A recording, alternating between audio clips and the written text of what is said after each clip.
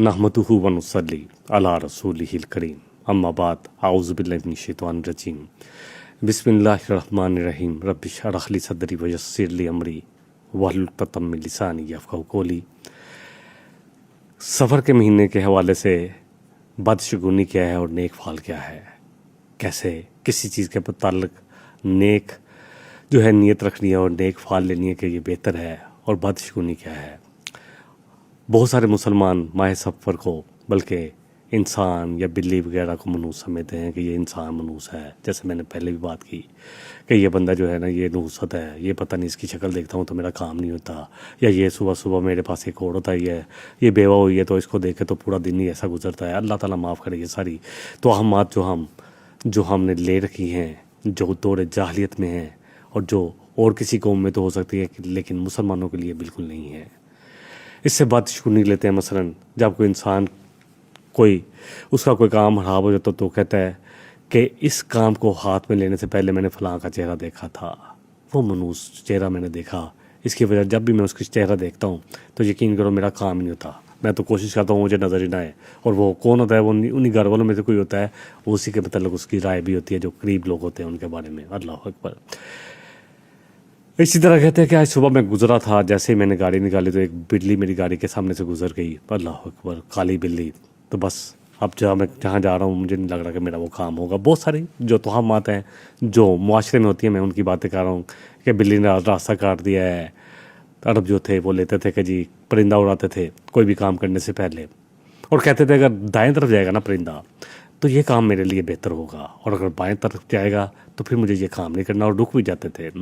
इसी वजह से वो अपने काम को अंजाम देने से रुक जाते थे। बहरहाल अल्लाह सुब्हानहू तआला फरमा रहे हैं, जैसे सूरह अल-अराफ की आयत नंबर 131 में है, व इन तुसिबहुम सय्यिआतुन यततय्यरू बिमूसा व मम्मा। फिरौन और आले फिरौन पर जब भी अब मुश्किलें टूट रही थी, कभी उन पर टिड्डी दल का अजाब आया था, कभी कहत का, कभी कीड़े पड़ने शुरू हो गए, कभी जुओं का, बहुत सारे अजाब अल्लाह ने इनको दिए ताकि ये पलटे। तो ये कहते थे ये सारी नुसरत जो है ना मूसा अलैहिस्सलाम की वजह से है। ना ये आते, ना हमें अल्लाह की तरफ दावत देते, ना हम इनकार करते, और ये हमें सब कुछ जो नुसूरत मिली है ना ये इसकी वजह से, और जो इनके साथ ईमान ले आए उनकी वजह से है।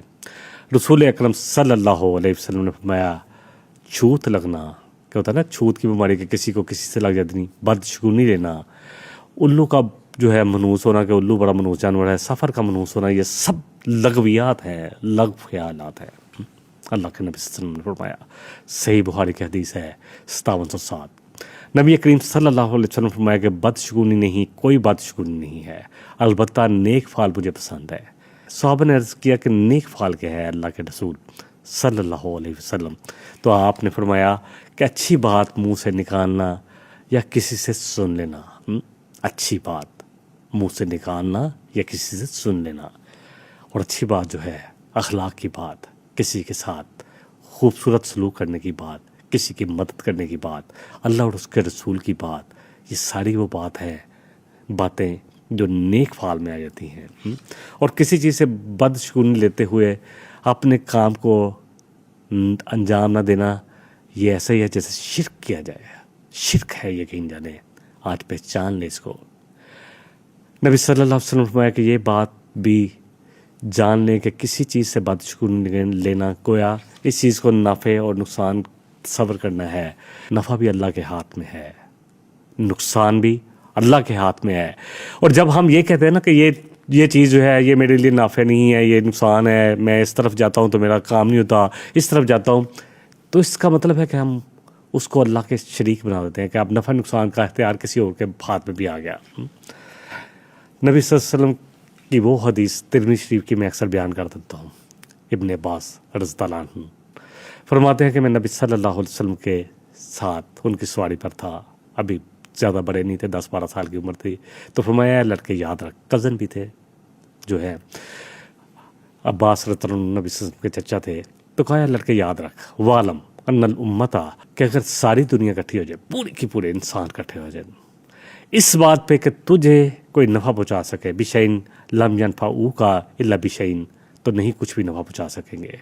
कद कतबहुल्लाह, मगर उतना ही जितना के यकीन बस उतना ही पहुँचा सकेंगे जितना कद कतबहुल्लाहु लक, जो तेरे लिए अल्लाह ने लिख दिया है। वला इज्तमाउ अला این یضروک بشیء لم یضروک الا بشیء قد کتبہ اللہ علیک، اور تمہیں ساری دنیا مل جائے اس بات پر اکٹھی ہو جائے کہ تجھے کوئی نقصان پہنچا سکے تو نہیں پہنچا سکتے. اس حدیث کو اپنے اندر جذب کر لیں، نہیں پہنچا سکتے مگر اتنا ہی جتنا اللہ نے تیرے لیے لکھ دیا ہے.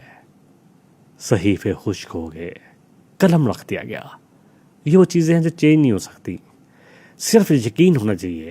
دیکھیں مومن کا معاملہ، جیسے میں نے پہلے بھی یہ حدیث تو بہت مشہور ہے، آگے بھی بیان کی، کہ یہ ہے کہ ہر حال میں اس کے لیے بہتری ہے. اس کو کوئی تکلیف پہنچتی ہے صبر کرتا ہے، اللہ سے لو لگاتا ہے تو بھی اس کے لیے بہتر ہے.